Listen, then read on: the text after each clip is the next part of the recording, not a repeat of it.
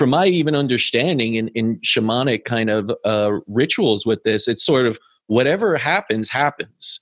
You know, the shaman gives this to you, and if you bug out and jump off that cliff, that's what's meant to be, you know, and it's like, oh, that's kind of, you know, rough, but you know, I don't know what people are kind of thinking and experiencing through this. So can you give your experience? Can you kind of enlighten us as to what this means to go on a medicinal journey like this? So medicine journeys, I think, to your point, that what I always tell people is you're going to get what you need, not what you want. And so one of my the last clients that I took on medicine journey, she was like, I want to be a mermaid, witch, fairy. And I was like, okay. This should be interesting. This is going to be interesting. So the medicine gives you what you need, not what you want. And while having a bad trip is never fun, what I can say is that if you're having a bad trip, those were emotions that were stuck somewhere inside of you that needed to come out. Mm-hmm. And so through the process of medicine journey, you almost bypass the conscious mind. So you while you're in medicine journey, I mean, depending on how much medicine you take, but in all of the medicine journeys that I've done, and I've done quite a number, there was a part of me that recognized that I was still here. I wasn't completely off my head. And I've taken a lot, a massive amount. So I never lost myself completely. So there was always that presence of I'm here.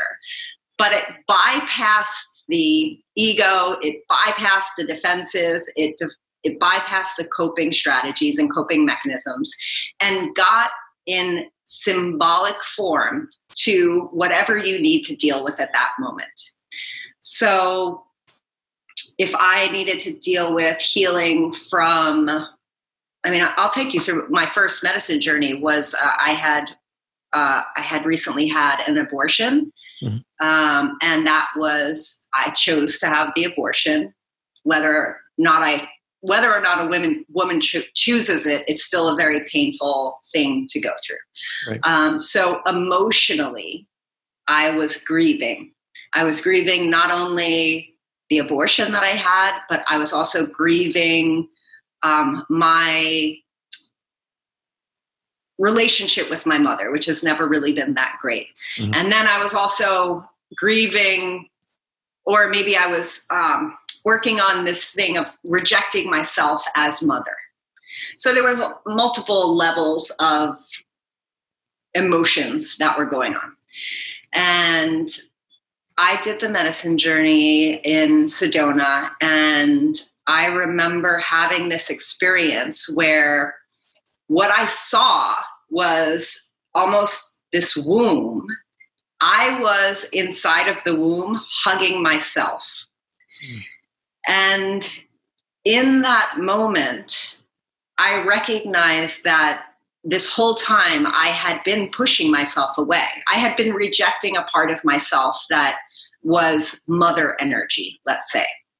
And the reason I did that was because I rejected my own mother, and I felt rejected by my own mother. And so I never wanted to be that. So, but not by not being that, I was also rejecting myself.